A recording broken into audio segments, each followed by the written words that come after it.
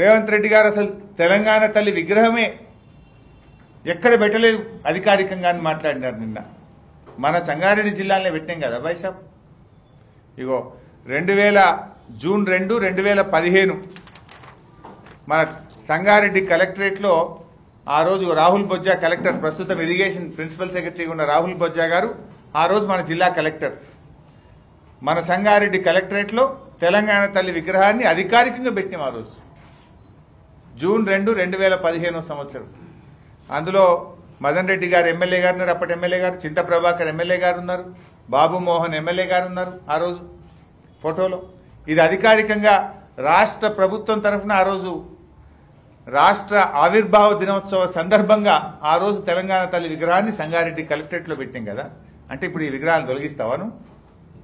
లక్షల విగ్రహాలు ఉన్నాయి ఈరోజు, గ్రామ గ్రామాన తెలంగాణ తల్లి విగ్రహాలు ఉన్నాయి, దేశ విదేశాల్లో తెలంగాణ విగ్రహాలు ఉన్నాయి.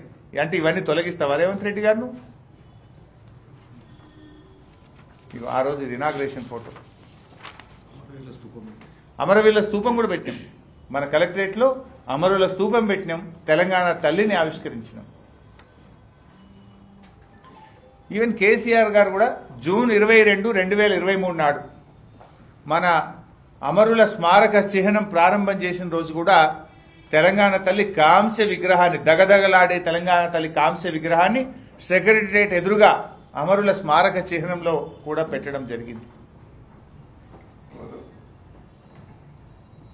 ప్రపంచంలో ఎవరు కూడా ఇట్లా తల్లులు, ఇప్పుడు కర్ణాటక మనకి ఇంతకుముందు మన రాష్ట్రంలో కూడా తెలుగు తల్లి ఉండే, తెలుగు తల్లి మరి కాంగ్రెస్ పోయి తెలుగుదేశం వచ్చింది, తెలుగుదేశం పోయి కాంగ్రెస్ వచ్చింది. ఎవరు తెలుగు తల్లిని మార్చలే కదా, కన్నడ తల్లిని ఎవరు మార్చలే కదా, తమిళ తల్లిని ఎవరు మార్చలే కదా, భారత మాతను ఎవరు మార్చలే కదా. ఇప్పుడు నెహ్రూ గారు పెట్టిందని భారత మాతను ఇందిరాగాంధీ పెట్టిందని గిట్ట బీజేపీ వాళ్ళు వచ్చినాక మార్చిండ్రా? నువ్వు మార్చాల్సింది ప్రజల బతుకు తెరువు. మార్పు మార్పు అన్నావు, నువ్వు చెప్పే మార్పు ఇదేనా? ఏం మార్పు తెచ్చినావు నువ్వు ఆ రోజు తెలంగాణ ప్రజల జీవితాల్లో మార్పు తెస్తాను, ఏం మార్పు తెచ్చినావు? నువ్వు తెచ్చిన మార్పు ఏంటంటే రైతు బంధు పెట్టినావు, కేసీఆర్ కిట్లు బంధు పెట్టినావు, బతుకమ్మ చీరలు బంధు పెట్టినావు, చెరువులల్లో చేపలేసుడు బంధు పెట్టినావు, దళిత బంధు పెట్టినావు, బీసీ బంధును బంధు పెట్టినావు.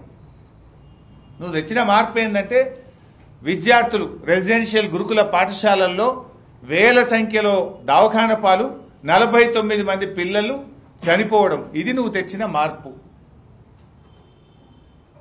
నువ్వు తెచ్చిన మార్పు ఏంది? టీజీవై టీఎస్ పెట్టుడో తెలంగాణ తల్లిని మార్చుడో కాదు కదా తెలంగాణ ప్రజల జీవితాల్లో మార్పు. నువ్వు ఏం మార్చినా నీ తెలంగాణ ఉద్యమ చరిత్ర రాస్తే రేవంత్ రెడ్డిది ద్రోహ చరిత్ర మాత్రమే. నీకంటూ ఒక పేజీ పెడితే నువ్వు తెలంగాణ ఉద్యమాన్ని ఎట్లా వెన్నుపోటు పొడిచినావు, ఎట్లా ద్రోహం చేసినావనే నీ పేజీ ద్రోహ చరిత్రనే ఉంటుంది.